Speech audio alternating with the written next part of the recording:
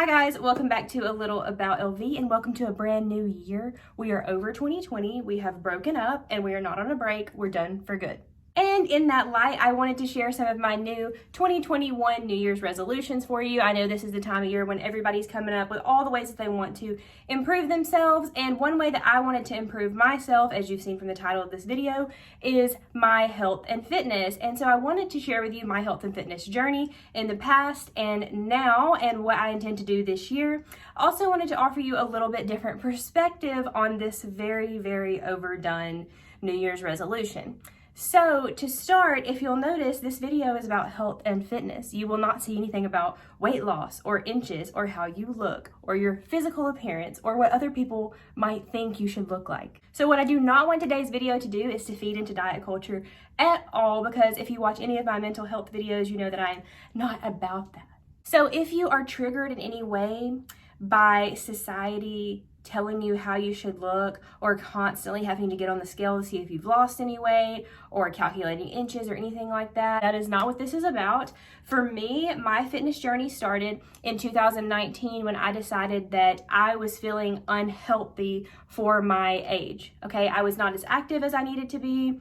I had back trouble, I had really bad indigestion. It was just stuff that a 28-year-old should not be having to deal with. So I decided to live a more active lifestyle. I do work a job where I'm always on my feet all the time anyways, but I decided to make it a goal to do 10,000 steps every single day and to count my calories and to get my 64 ounces of water every single day for a year. Now, of course, there were days when I slipped up. There were days when maybe I didn't feel so good and I wasn't able to do these things, but I worked to get 10,000 steps at least 6 times a week, counted every single calorie that I ate, tried not to eat fried foods, tried not to eat really bad foods for me, and took in so much water. And because of that, I started feeling so much better. So if you want to hear the full story for that, just go back into my 2020 resolutions and I'll tell you about how I did lose 30 pounds by doing that. However, that, as I explained in that video, was just a bonus for all the things that my body felt after that. I felt so much better, and that was truly what it was about for me. Yes, I was happy that I lost the weight. Yes, I was happy that I lost the inches. I'm not gonna lie about that, but I can honestly say that I did it because I felt 20 years older than what I was. And I'm telling you right now, after quarantine, I'm getting there again. Now, numerically, I have only gained about 10 pounds this year, which is probably not that bad, honestly, but my body, exactly what I was talking about in the first video, can feel that I have gained this weight. It mostly can feel that I'm not eating the things that I should be eating and I'm not being as active as I should. I'm very, very busy all the time, but a lot of times it's not because I'm being super active. Like, I need to get back to exercising. So in that, I just wanted to share with you guys how I intend to get back to the healthy lifestyle that I was at, where I had so much more energy, where I didn't get out of breath coming up and down my stairs every day, and where I felt so hydrated, because that is so much more important than you think. When you start drinking 64 ounces of water a day, you're gonna be like, how did I live so dehydrated my entire life? Because that's the journey that I went on, and I need to get back on that journey.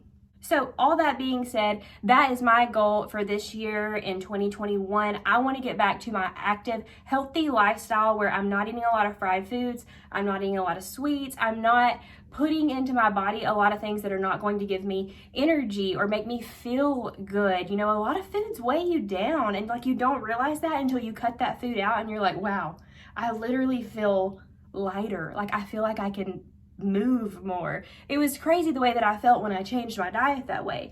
And so in getting to a very healthy frame of mind this year, I kind of just was super easy on myself, and I don't regret that at all. Like, I loved being super easy on myself, and I knew that at that time that's what I needed. But now at this time, I need to get back to a place where my indigestion goes away again and my back stops hurting. And then, you know, when I was more active, I didn't feel like I had these problems anymore. So this is the journey that we're going on again in 2021, and I'm super excited about it. And you know, the physical stuff, that will come with it. And even if it doesn't, if I feel better, I'm fine. Like, I'm excited to just want to get out of bed in the morning and not hear all this popping stuff. You know what I'm talking about. So these are my pointers for what I am going to do in 2021 to get back at it. Again, I am going to do 10,000 steps a day for at least 6 days a week. I like to give myself a rest day where I just kind of chill. Like if I get 10,000 by doing stuff around my house or something like that, I will. But if I don't, it's fine, you know? So I give myself a rest day. What I don't give myself a rest day on pretty much ever is my 64 plus ounces of water a day. That is what I like to do. I know there's probably some numerical value that I don't have, like, you know, in my brain right now that I should have calculated, but we don't really do math here. So that is what I have done, and that is because I use these little bottles here that have the little like measurements on the side. I actually got this one, I think on Amazon. I don't know, this is the brand here. I'm not really sure. If I find one of these bottles on Amazon, I'll link it down below for you. But this is a 32-ounce bottle, and I just fill it all the way up twice a day, drink it throughout the day. Just make sure that I drink this entire bottle twice every single day. And then anything after that is just extra. Like if I drink unsweet tea, that's pretty much the only thing I drink ever is coffee and water and unsweet tea. And we'll get to the coffee in a second. Also exercising, which is something that I'm gonna kind of add to my regimen this time because I just want to see if it affects me even more. So for me, I hate exercising, like lifting weights and like doing it's just, no, I don't want to do any of that. Like it makes me never want to do it again. But I love to walk, I love to jog, I love to run, I love ellipticals, I love cardio-based stuff like that. So what I like to do on my new FitBit that my husband got me for Christmas, I was super excited about that. I have used that old little bitty one in the other videos for literally 2 years. Every single day of my life, I literally have like a permanent tan line there because of it. I use this all the time, so he finally got me a new one. This is the Charge 4, I think. I'll link that one down below for you too. If you don't have access to something like this, any way that you can track steps, I know there's a lot out there that are not as expensive. You can also do it with your phone in your back pocket, honestly. Anything that works for you. I track my steps on here. I also track my water intake on here, and it lets me know if I'm in active minutes. Now, for exercising, it also allows me to pick an exercise that I want to do, like walking, running, jogging, elliptical, whatever. So when I tap on the exercise that I want to do, it gives me the option to set a goal for myself. Normally, I do like a minute goal, like how many minutes do I want to do this run, and I will either run up and down my street or run in place for whatever that set amount of time is. It really gets your heart rate up, gets you to like a fat burn type place, and also I feel that the more that I do this is like how I'm able to go up and down the stairs without getting winded when you're just used to doing these, you know, more strenuous exercises. So I want to do something like that about 3 times a week. I have set a goal for 4 times a week, and I just didn't really get around to it. Like a lot of times I'll get steps by actively doing things in my house, but it's not really an exercise.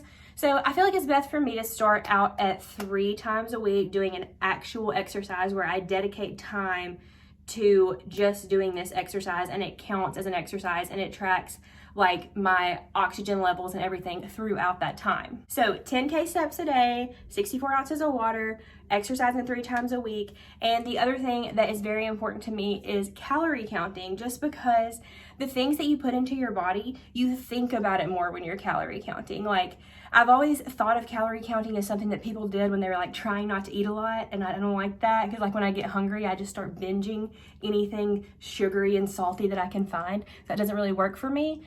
However, when I was calorie counting, it made me really think about everything that I was eating. And when I wanted a snack or something in the middle of the day that wasn't healthy, I was like, Snickers bar, 400 calories, banana is 90.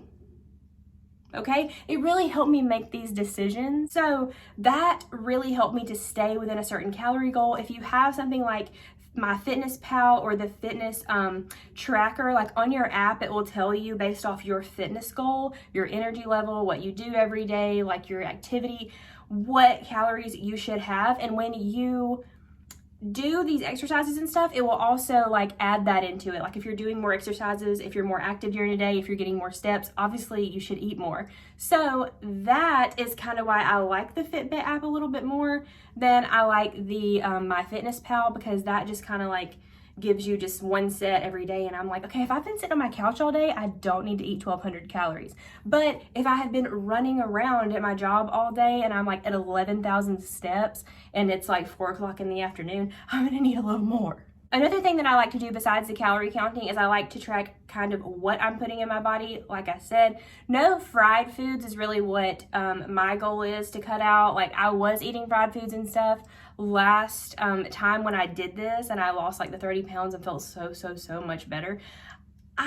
I did eat stuff that was kind of bad for me, but I calculated it. So I was like, okay, if you eat these fried chicken fingers, you can't eat anything else for like the rest of the day. And now I would more like to focus on making sure that I eat things that are even healthier for me. Like, let's not eat fried food, and then I can have a little bit more food, but it's like better food for me. Maybe food that's going to give me more energy, which I need because I'm almost 30. Jesus. And lastly, I just wanted to say that within reason, you need to give yourself something that you don't count. Okay, within reason. Okay, you can't be like, okay, any fried food I don't count. That's not gonna work. Okay, however, my coffee, I never count my coffee. Now, I'm not talking about when I go to Starbucks and Dunkin' and all that kind of stuff.